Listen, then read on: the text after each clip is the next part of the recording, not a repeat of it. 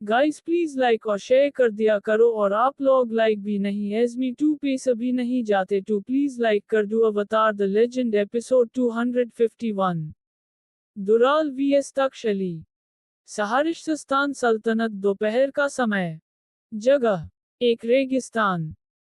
कहानी की शुरुआत में हम देखते हैं कि रेगिस्तान के वीरान विस्तार में पराजित डाकुओं के बेजान शरीरों के बीच अली निश्चल पड़ा था। उसकी सांस उथली और कठिन थी, मानो उसके ऊपर कई लोगों ने एक साथ हमला कर दिया हो। वो ऐसे ही पड़े हुए अवस्था में ऊपर नीले आसमान में उड़ रहे चील के झुंड को देख रहा था, पर हैरान करने वाली बात यह थी कि पास में तख्श लगभग बेहोशी की हालत में पड़ा था। उसकी दृष्टि धुंधली हो गई थी और इस कठिन परीक्षा के कारण उसकी इंद्रियां सुस्त हो गई थी। धुंध के माध्यम से वह डाकुओं के सरदार का भव्य आकृति को देख सकता था। उसकी भयावह हंसी रेगिस्तान की शांति में गूंज रही थी।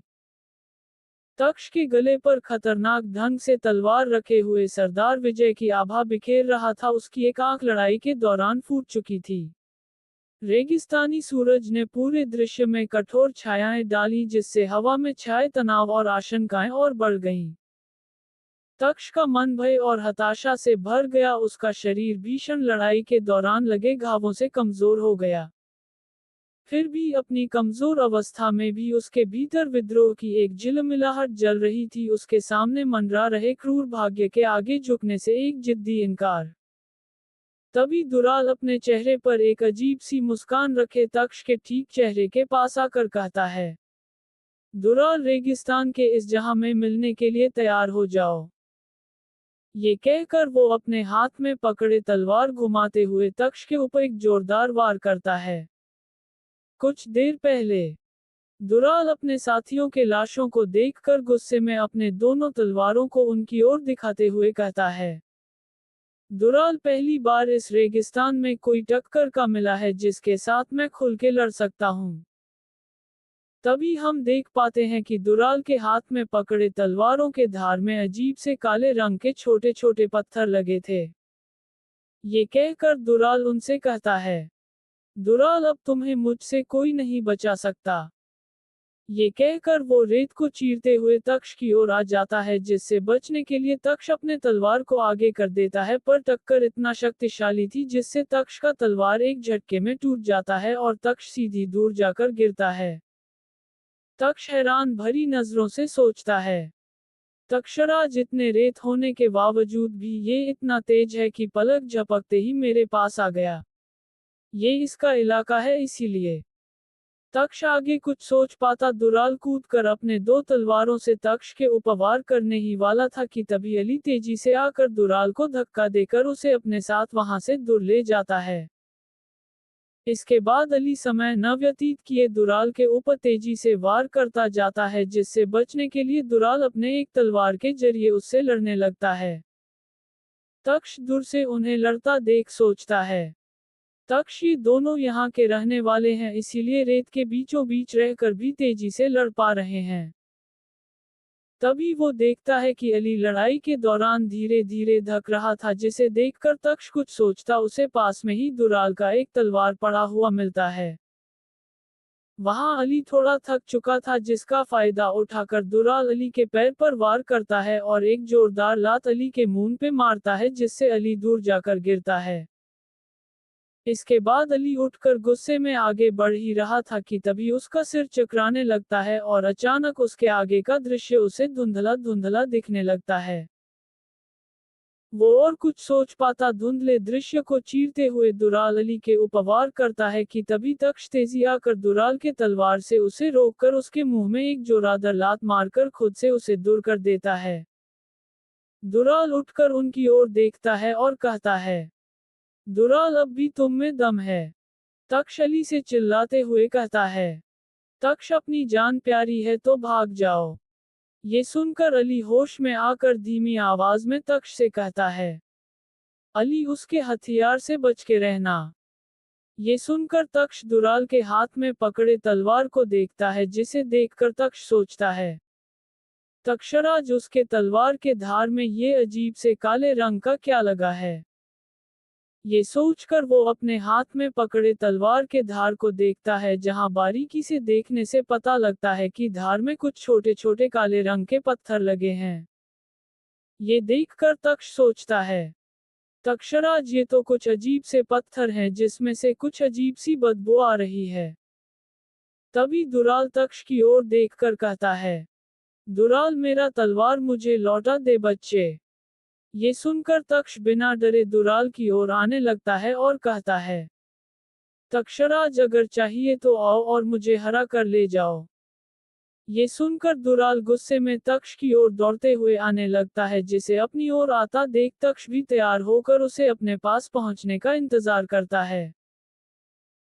जब दुराल उसके ठीक नजदीक आ जाता है, तक्ष घूमकर उसके वार से बचते हुए अपने कमर के पास में रखे चाकू को बाहर निकालकर दुराल के चेहरे पर वार करता है, जिससे चाकू दुराल के आंख को छूकर चली जाती है, जिसे देखकर तक्ष डर जाता है और हैरान भरी नजरों से कहता है, तक्षराज, मेरा वार चूक कैसे गया है? तभी हम देखते हैं कि चाकू के वार से दुराल की दाएं वाली आंख फूट चुकी थी, जिसके बाद दुराल गुस्से में एक आंख से तक्ष की ओर देखते हुए उसके ऊपर कई सारे जानलेवा हमले करने लगता है, जिसके दौरान तक्ष के शरीर पर तलवार के वार लगने लगते हैं। अपने शरीर पर चोट लगने से अचानक तक्ष को अली के कही हुए बातें याद आने लगती है, जिसके बाद तक्ष कुछ और सोच पाता उसके गर्दन को पकड़कर दुराल उसे नीचे जमीन में पटक देता है, जिससे तक्ष के आंखों के आगे अंधेरा छा जाता है। अपने साथ ये होता देख तक्ष अंदर ही अंदर पूरी तरह से डर जाता है और सोचता है, तक्षराज, आखिर ये मेरे साथ हो क्या रहा है? अवतार द लेजेंड एपिसोड 252। नूर। सहारिस्तान सल्तनत, दोपहर का समय। जगह, एक रेगिस्तान। कहानी की शुरुआत में हम देखते हैं को तक्ष को जोर से जमीन में पटकने के बाद दुराल तक्ष के पेट में एक जोरदार लात मारता है, जिसके वजह से तक्ष वहां से कुछ दूर जाकर गिरता है। लात बहुत जोरदार थी, पर सही समय पे तक्ष ने अपने दोनों हाथों को अपने पेट के आगे रख दिया था, इसीलिए तक्ष को उतना फर्क नहीं पड़ा, पर फिर भी तक्ष धीरे धीरे अपने होश गंवा रहा था, जिसके कारण उसे हर तरफ के दृश्य धुंधले दिख रहे थे। अपने साथ ये होता देख तक्ष गुस्से में खुद से कहता है, तक्षराज, आखिर ये मेरे साथ हो क्या रहा है? वहां हम देखते हैं कि दूर एक बड़े से पत्थर के पीछे कोई शख्स अपने चेहरे पर एक मुस्कान रखे ये सब देख रहा था। तभी तक्ष खुद को संभालते हुए उठता है कि तभी दुराल तेजी से आकर तक्ष के गले के पास अपने तलवार की धार को लगाकर उसे कहता है, दुराल, तूने क्या सोचा कि तू मेरे आदमियों को मार देगा और मैं ऐसे ही तुझे यहाँ से जाने दूंगा? अच्छा होता कि तू बाकियों की तरह खुद को मेरे हवाले कर देता, पर तूने गलती से मुझसे लड़ने का फैसला किया, जिसकी बस एक ही सजा है काफिर, और वो है मौत की सजा। ये कहकर वो अपने तलवार को ऊपर की ओर उठाकर तक्ष से कहता है, दुराल, कोई आखिरी ख्वाहिश? ये सुनकर अचानक तक्ष के आंखों के सामने आयशा के साथ बिताए हुए यादें याद आने लगती है, जैसे कि जब उसे उसने पहली बार देखा था, जब वो दोनों बिस्तर के पास बैठकर बातें किया करते थे, जब तक्ष उसे मेला दिखाने गया था। ये सब याद आने के बाद वो ऊपर की ओर देखकर दुराल से कहता है, तक्षराज, मुझ जैसे राक्षस की बस एक ही सजा है।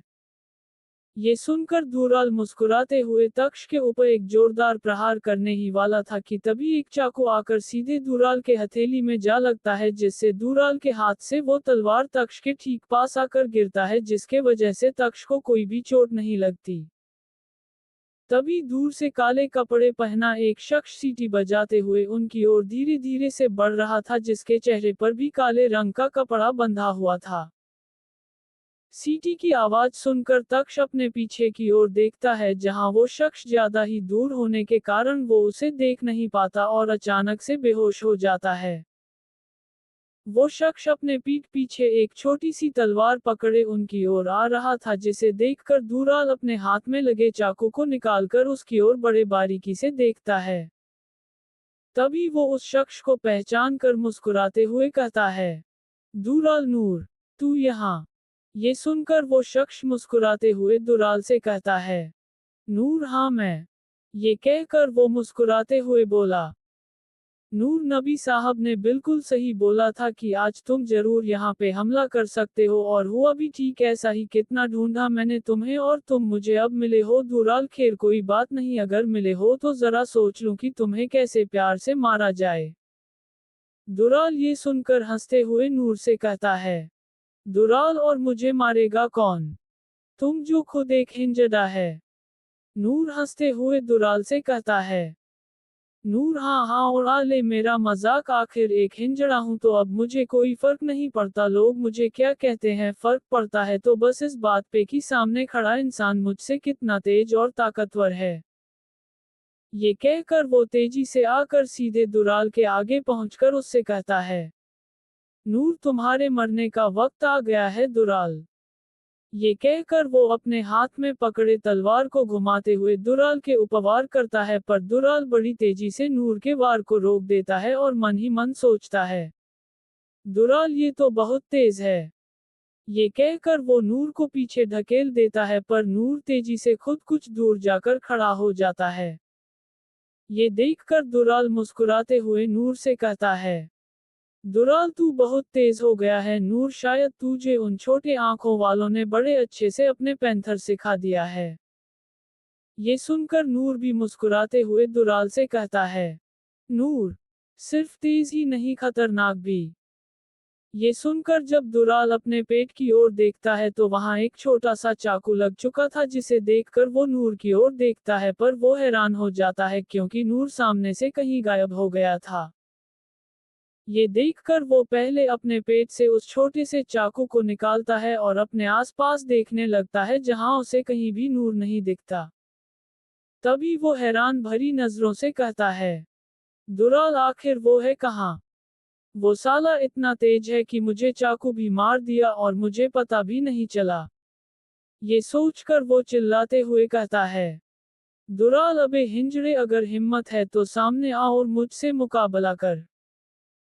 ये कहकर वो अपने आसपास देखता है कि तभी एक तलवार तेजी घूमते हुए उसकी ओर आता, जिसे देखकर दुराल उस तलवार को हवा में ही एक जोरदार वार करके काट देता है, जिसके बाद वो मुस्कुराते हुए कहता है, दुराल, अब तो तू गया हिंजड़े, क्योंकि अब तो तेरे पास तलवार भी नहीं है, अब तू लड़ेगा कैसे?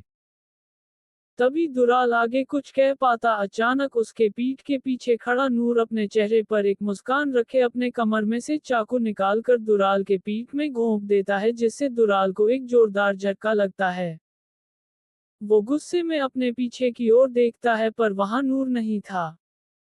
ये देखकर वो और भी गुस्से में चिल्लाते हुए कहता है, दुराल, अबे हिंजड़े, सामने आ, अगर दम है तो सामने आ, छुप छुप कर डरपोक लड़ते हैं, असल मायने में अगर तू एक लड़ाकू है तो सामने आ।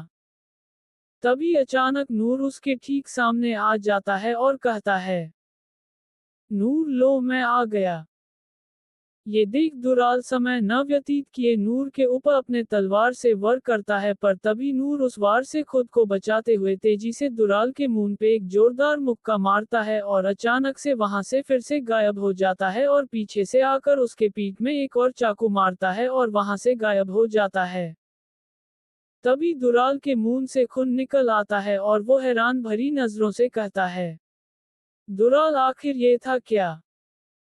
तभी नूर तेजी से उसके सामने आ जाता है, जिसका फायदा उठाकर दुराल खुद को तेजी से संभालते हुए अपने पीठ पर से चाकू को निकालता है और सीधे नूर की ओर मारता है, जो जाकर सीधे नूर के गले में जा लगता है, जिसे देखकर दुराल के चेहरे पर एक मुस्कान छा जाती है और वो मन ही मन कहता है, दुराल, मैंने कर दिखाया, उसे मार दिया मैंने। तभी अचानक नूर आकर दुराल के पास से गुजर जाता है और पहले वाले नूर के पास आकर खड़ा हो जाता है, जिसके गले में चाकू लगा था। ये देखकर दुराल हैरान होकर सोचता है, दुराल, ये क्या? दो दो नूर। तभी अचानक दुराल का गला चीर जाता है और उसमें से खून निकल आता है, जिसे देखकर दुराल हैरान भरी नजरों से सोचता है, दुराल, ये कब हुआ?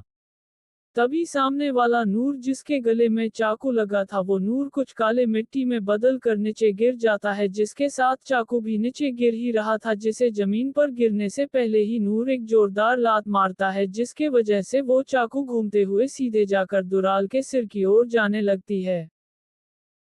चाकू के जाते वक्त हमें पता चलता है कि जब दुराल इस खुशी में था कि उसने नूर को मार दिया है, अचानक असली नूर दुराल के गले को अपने तेज चाकू से काटकर अपने नकली पुतले की ओर आ जाता है।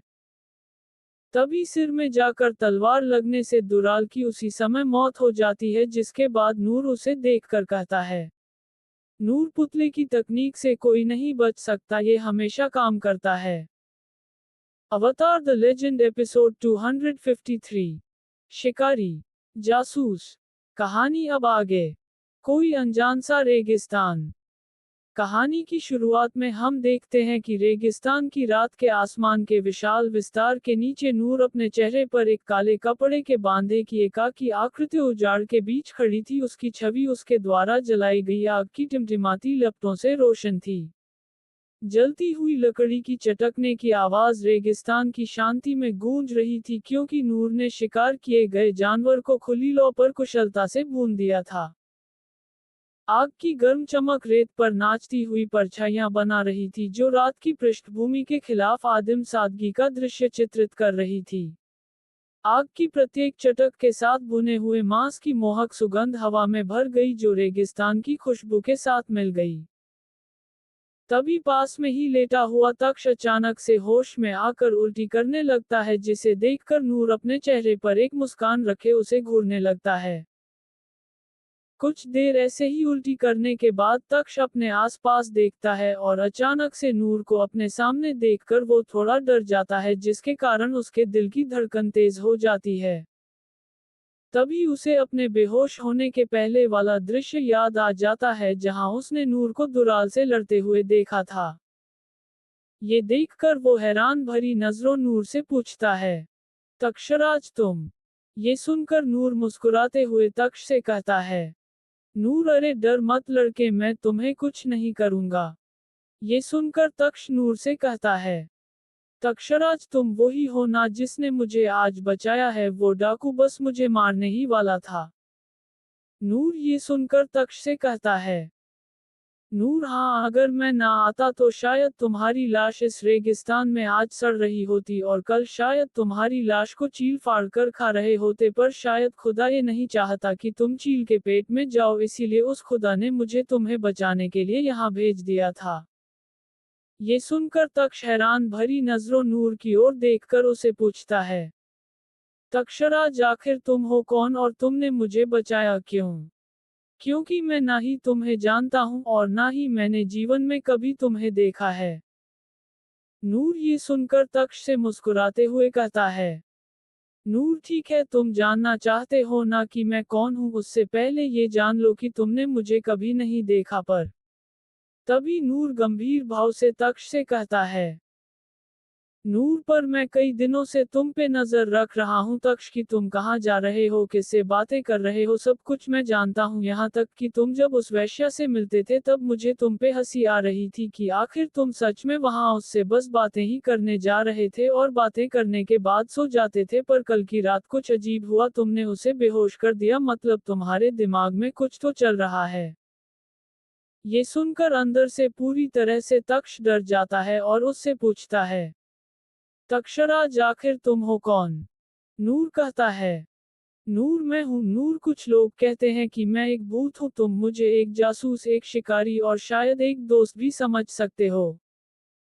तक्ष हैरान भरी नजरों से नूर से कहता है, तक्षराज तुम कितने बेकार इंसान हो, तुमने मेरे ऊपर नजर रखा और मुझे पता भी नहीं चला, पर कैसे? नूर कहता है, नूर क्योंकि मैं एक पेशेवर शिकारी हूँ, तुम जो भी हो, पर तुम हमारे दुश्मन इलाके से आए हो, इसीलिए तुम्हारे ऊपर यकीन करना मुश्किल है, इसीलिए तुम जैसे लोगों के ऊपर नजर रखने के मुझे तुम्हारे पीछे भेजा गया था। मैंने देखा है कि तुम एक चिड़िया के जरिए अपने सल्तनत में भेज रहे थे, इस दौरान मैंने उस चिड़िया को पकड़ा, पर तुमने किसी अजीब से भाषा में उस चिट्ठी में कुछ लिखा था, जिसके वजह से मैं वो चिट्ठी पढ़ नहीं पाया। तभी तक्ष नूर से कहता है, तक्षराज मानना पड़ेगा, तुम सच में अपने काम में माहिर हो। मुझे पता भी नहीं था कि कोई मेरे ऊपर नजर रख रहा है, पर ये तुम्हारा काम था, इसीलिए मैं तुम्हें माफ करता हूं। पर आखिर तुम्हें मेरे पीछे भेजा किसने था?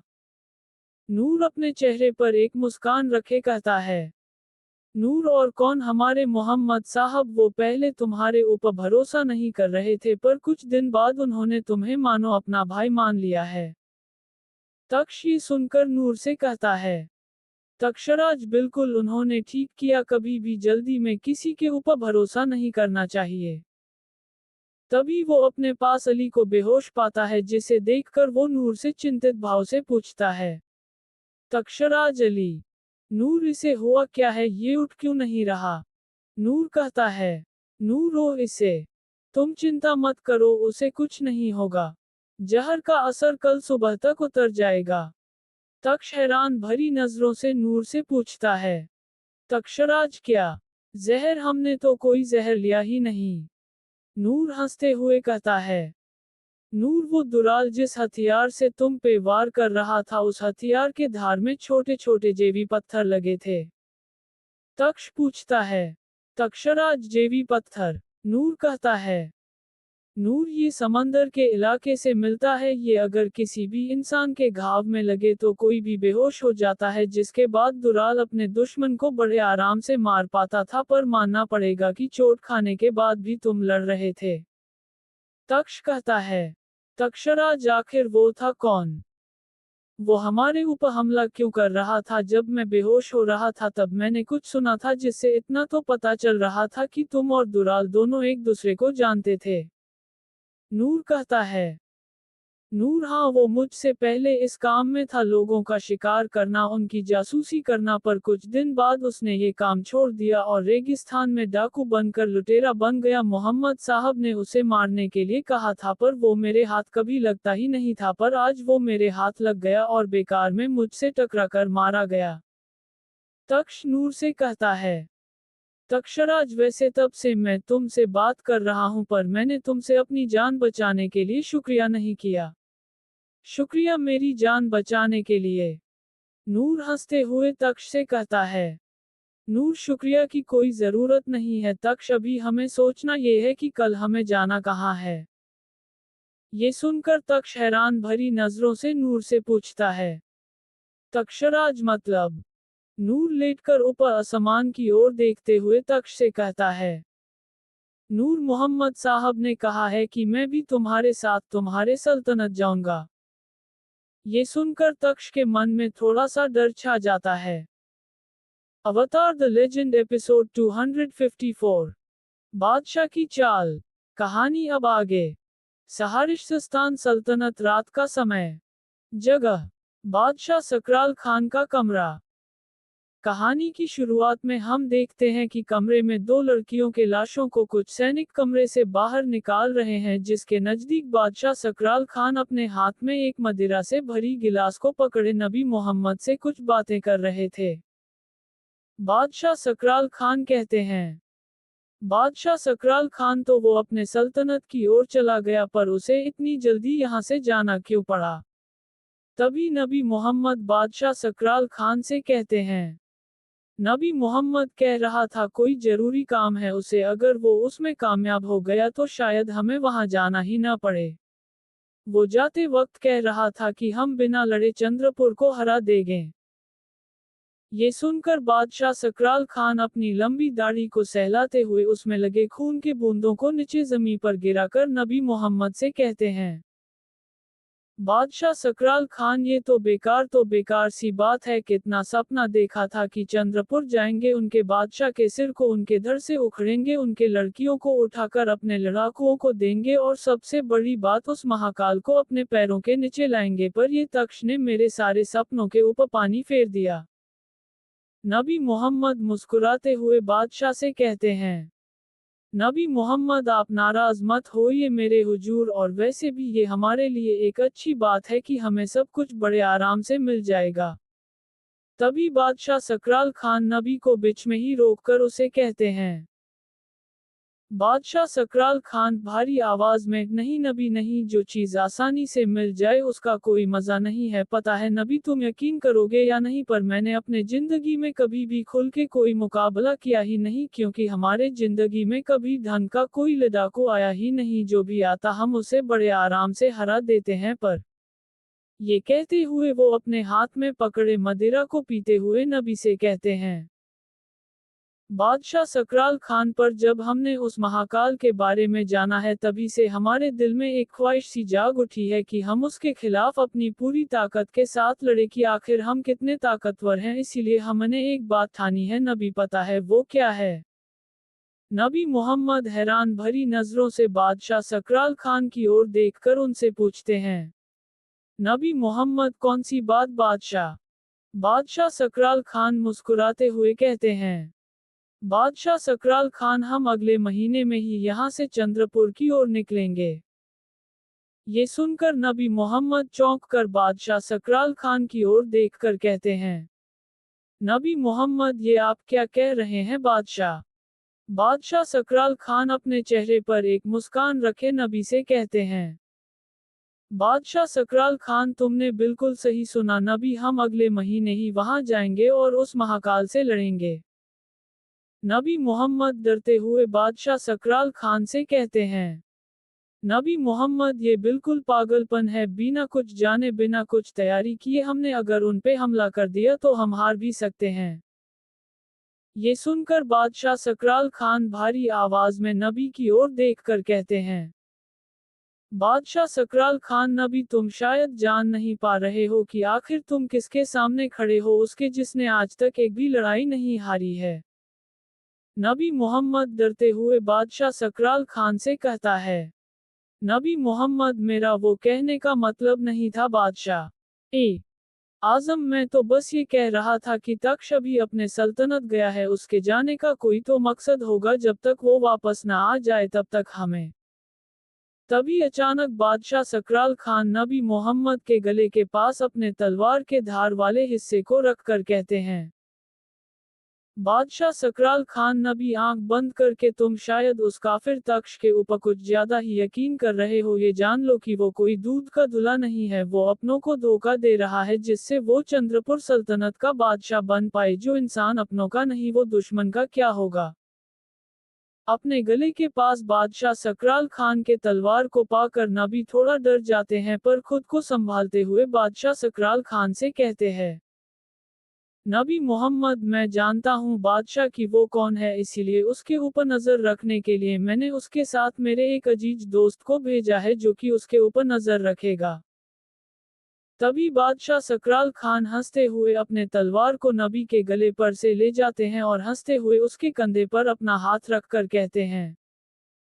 बादशाह सकराल खान, मुझे पता था कि तुम कभी मुझे मायूस नहीं करोगे, इसीलिए तुम मेरे सबसे काबिल सिपाही हो, पर तुम ये भूल गए कि हम कौन हैं। हम हैं बादशाह सकराल खान जो आगे के दिनों में एक खलीफा बनेंगे। ये कहकर वो नबी मोहम्मद के कान में कहते हैं। बादशाह सकराल खान वो नूर है ना? ये सुनकर नबी हैरान भरी नजरों से बादशाह सकराल खान की ओर देखकर उनसे पूछता है। नबी मोहम्मद आपको कैसे? ये सुनकर बादशाह सकराल खान मुस्कुराते हुए नबी से कहते हैं। बादशाह सकराल खान, तुम्हें क्या लगा नबी कि हम बस ऐशो आराम से इस सल्तनत को संभाल रहे हैं? तुम्हें लगा कि हमें आसपास क्या हो रहा है उसका पता नहीं चलेगा? हम बादशाह हैं नबी। तुमने जिस नूर को उसके साथ बस उसके ऊपर नजर रखने के लिए भेजा है, हमने उसे एक और काम दिया है। नबी मोहम्मद हैरान भरी नजरों से पूछता है। नबी मोहम्मद, और वो क्या है बादशाह? बादशाह सकराल खान गंभीर भाव से कहते हैं। बादशाह सकराल खान, हमने उसे एक और काम दिया है नबी की, अगर उसे तख्श के ऊपर थोड़ा सा भी शक होता है कि तख्श हमारे खिलाफ कुछ करेगा तो वो उसी वक्त उसका सिर कलम कर दे। ये सुनकर नबी अंदर से पूरी तरह से डर जाता है और उसके हाथ पांव कांप जाते हैं। चंद्रपुर साम्राज्य, सुबह का समय। जगह, राज्य के कोसी गली में। राज्य की मंद रोशनी वाली सड़क पर राजकुमारी भवानी हताश होकर भागती जी दिखती हैं। उनके फटे हुए कपड़े उनके कांपते हुए शरीर से चिपके हुए हैं। उनके गालों पर आंसू बह रहे हैं जो उनकी चौड़ी आंखों में डर को दर्शाते हैं। उन्हें ऐसे भागते हुए देखकर लगता है कि वे किसी से खुद को बचाने के लिए भाग रही हों। अवतार द लेजेंड एपिसोड 255। अपहरण। कहानी अब आगे। चंद्रपुर साम्राज्य, सुबह का समय। जगह, राजमहल। कहानी की शुरुआत में हम देखते हैं कि महल के भव्य कक्षों में राजकुमारी भवानी अपनी सहेलियों से घिरी हुई खड़ी है, उनकी हंसी सोने की दीवारों से गूंज रही है। कोमल हाथों और कोमल देखभाल के साथ वे सभी राजकुमारी भवानी को सज धज के निकलने में मदद कर रहे थे। राजकुमारी के रूप के चारों ओर रेशमी कपड़े झरते हैं जो अलंकृत खिड़कियों से छनकर आने वाली कोमल रोशनी में झिलमिलाते हैं। उसके आबनूस के बालों पर गहने सितारों की तरह चमकते हैं, प्रत्येक टुकड़ा उसके शाही वंश का प्रमाण है। हंसी और सौहार्द के बीच प्रत्याशा की भावना हवा में भर जाती है, क्योंकि राजकुमारी भवानी अपनी शाही उपस्थिति से दुनिया को सुशोभित करने के लिए तैयार हो रही थी। तभी राजकुमारी भवानी मुस्कुराती हुई अपनी सहेली रेशमा से कहती हैं, राजकुमारी भवानी, अच्छा हुआ कल ही नंदिनी दीदी ने हमें चंद्रपुर में हो रहे इस भव्य पूजा के बारे में बता दिया था। अगर उन्होंने हमें याद न दिलाया होता तो आज शायद हम वहां जा भी नहीं पाते। पता है रेशमा, हमारा कब से मन था कि चंद्रपुर के पशुपति पूजा में शामिल होने का। रेशमा मुस्कुराती हुई कहती है, रेशमा, हाँ, वैसे आप इन कपड़ों में बहुत सुंदर दिख रही हैं। राजकुमारी, देखिएगा, पूजा में सभी की नजर बस आप ही के ऊपर होगी। ये सुनकर राजकुमारी भवानी मुस्कुराती हुई अपने सामने रखे आईने में खुद को देखने लगती हैं। जगह, राजमहल के बाहर। कुछ देर बाद हम देखते हैं कि महल के बाहर एक रथ के सामने राजकुमारी भवानी और उनकी सभी सहेलियां खड़ी होकर कुछ बातें कर रहे कि तभी पास में राजकुमार रुद्र महाराज वीरेंद्र से नाराजगी जताते हुए कहते हैं, रुद्र, क्या सच में आप मुझे उन सभी के साथ मंदिर भेज रहे हैं पिताश्री? क्या हमारे सैनिक काफी नहीं है इसके लिए जो आप हमें भेज रहे हैं? तभी महाराज वीरेंद्र रुद्र को धीमी आवाज में कहते हैं, महाराज वीरेंद्र, ऐसे बच्चों की तरह क्यों हो रहे हो? रुद्र, तुम्हें बस उनके साथ वहां जाना है और वापस आ जाना है। अगर वहां तुम्हें कोई जरूरत का सामान चाहिए तो खरीद के ले आना। रुद्र ये सुन के थोड़ा चिढ़ता हुआ अपने पिता से कुछ कहने ही वाला होता है कि तभी पीछे से राजकुमारी भवानी मुस्कुराती उसे कहती हैं, भवानी, अरे राजकुमार, आप क्या आप भी हमारे साथ पूजा में शामिल होने के लिए जा रहे हैं? ये सुनकर रुद्र गुस्से में कुछ कह पाता उससे पहले महाराज वीरेंद्र मुस्कुराते हुए राजकुमारी भवानी से कहते हैं, महाराज वीरेंद्र, हाँ रुद्र तो कल से इसी तैयारी में था कि वो आज पूजा में शामिल हो, है न रुद्र? महाराज वीरेंद्र के चेहरे को देखकर रुद्र को न चाहते हुए भी हाँ कहना पड़ता है, जिसके बाद राजकुमारी भवानी और उनकी सहेलियां अपने एक रथ में और राजकुमार रुद्र अपने घोड़े पे बैठकर साथ में कुछ सैनिकों को लेकर वहां से निकलते हैं। शिव मंदिर, सुबह का समय। राज्य के प्रतिष्ठित शिव मंदिर में पहुंचकर राजकुमारी भवानी और उनके सहेलियां मंदिर प्रांगण में सजी जीवंत दुकानों को देखते हुए खरीदारी के लिए निकल पड़े। रंग बिरंगे सामानों के बीच राजकुमारी और उनकी सहेलियों द्वारा शुभ प्रसाद और गहने चुनने के दौरान हवा में हंसी मजाक का माहौल था। इस बीच राजकुमार रुद्र अपने वफादार सैनिकों के साथ गंभीर बातचीत में लगे थे। तभी इसी बीच भीड़ में कुछ ऐसे लोग भी थे जो कि सीधे राजकुमारी भवानी की ओर ही देख रहे थे। उनके नजरे कुछ अच्छे नहीं थे। मंदिर की घंटी की मधुर ध्वनि के साथ ही श्रद्धालु भक्तों का एक समूह पवित्र मंदिर की ओर उमड़ पड़ा। उनकी प्रार्थनाएं उनके कदमों का मार्गदर्शन कर रही थीं। श्रद्धालु तीर्थयात्रियों की भीड़ में फंसकर राजकुमारी भवानी और उनके साथी जुलूस में शामिल हो गए। वातावरण में व्याप्त सामूहिक श्रद्धा से उनका उत्साह बढ़ गया। हालांकि भक्तों के समुद्र के बीच जल्द ही अराजकता फैल गई, क्योंकि लोगों की भीड़ के कारण लोग अलग अलग स्थानों पर बह गए। मंदिर के भीतर जा रहे लोगों के भीड़ को देखकर रुद्र और उनके सैनिक बिना उनकी ओर ध्यान दिए अपने अपने बातों में लग गए। इस हंगामे के बीच कुछ लोगों ने अपनी भयावह योजना को अंजाम देने का अवसर जब्त कर लिया। तेजी से और चुपके से लबादा पहने हुए लोग राजकुमारी भवानी के बहुत नजदीक आ गए। उनके इरादे भीड़ की भीड़ से छिप गए। विश्वासघात के एक बेशर्म कृत्य में राजकुमारी के मुंह पर एक कपड़ा बांध दिया गया, जिससे उनकी मदद के लिए की गई चीखें दब गईं, क्योंकि उन्हें जबरन उनके साथियों की सुरक्षा से दूर ले जाया गया। मंदिर के अंदर पहुंचते ही सभी लड़की राजकुमारी भवानी को ढूंढने लगती हैं, जहां राजकुमारी भवानी को न पाकर वो सभी चिंतित होकर वापस मंदिर से निकलकर राजकुमार रुद्र के पास आकर डर के भाव से कहती हैं, रेशमा राजकुमार जी, हमारी राजकुमारी कहीं मिल नहीं रही। ये सुनकर रुद्र बात के गंभीरता से न लेकर उनसे कहता है, राजकुमार रुद्र, आप सभी चिंता मत करिए, राजकुमारी यहीं कहीं होंगी। ये सुनकर वो सभी व्याकुल होकर रुद्र से विनती करते हैं राजकुमारी को ढूंढने के लिए। कुछ देर ऐसा देख राजकुमार रुद्र अपने आसपास के माहौल को देखकर गंभीर भाव से एक गहरी सांस लेकर उन सबसे कहते हैं, रुद्र ठीक है। इसके बाद सभी राजकुमारी भवानी को ढूंढने में लग जाते हैं, जहां इस बार रुद्र को भी मामला थोड़ा गंभीर होता हुआ महसूस होता है। तभी कुछ देर ऐसे हर तरफ ढूंढते वक्त रुद्र पास ही के एक गली की ओर देखता है, जिसे देखकर रुद्र अपने साथ कुछ सैनिकों को लेकर उस गली की ओर चला जाता है और है जगह राजकुमारी भवानी को ढूंढने लगता है। उसके बाद वो सभी आसपास की गलियों में राजकुमारी भवानी को ढूंढने में लग जाते हैं, जहां परिस्थिति और कठिन तब होती है जब लोगों की भीड़ आसपास फिर से बढ़ने लगती है। तभी रुद्र एक बैलगाड़ी से जा टकराता है, जिसके बाद रुद्र उस बैलगाड़ी को चला रहे बूढ़े व्यक्ति को क्षमा मांगकर वहां से जा ही रहा था कि तभी वो बैलगाड़ी के पीछे वाले बक्से को देखता है, जहां वो बक्सा जोर जोर से हिल रहा था, मानो अंदर से कोई खोलने की कोशिश कर रहा हो। ये देखकर बैलगाड़ी चला रहे शख्स के माथे पर से पसीना निकलने लगता है, जिसके बाद रुद्र उनसे पूछता है, रुद्र, इस बक्से में क्या है? वो बूढ़ा आदमी अपने चेहरे पर एक मुस्कान रखे रुद्र से कहता है, बूढ़ा आदमी, राजकुमार की जय हो, इसमें हमारे 3 बकरियां हैं, जिन्हें बड़ी मुश्किल से हम इस बक्से में बंद किए हैं। वो क्या है ना, आज हम अपने बिटिया के घर जा रहे हैं तो सोचा खाली हाथ क्यों जाना, तो अपनी बकरी उनके यहाँ ले जा रहे हैं। ये सुनकर रुद्र फिर भी उस बक्से को खोलने वाला था कि तभी दूर से एक सैनिक रुद्र से चिल्लाते हुए कहता है, सैनिक राजकुमार। रुद्र ये सुनकर उस सैनिक की ओर मुड़कर कहते हैं, रुद्र क्या हुआ? सैनिक राजकुमार, यहाँ राजकुमारी का दुपट्टा मिला है।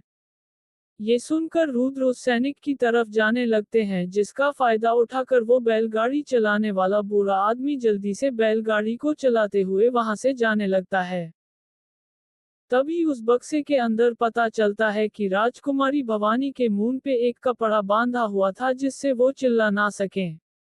वो फिर भी उस बक्से के कोने के दरार में से रुद्र को देखकर उनको बुलाने की कोशिश करती हैं, पर रुद्र उनसे दूर चले जाते हैं। उनकी आंखों से आंसू निकल रही थी, बस इस चाह पर कि रुद्र पीछे मुड़े, पर वो धीरे धीरे उनसे दूर होकर भीड़ में कहीं गुम हो जाती हैं।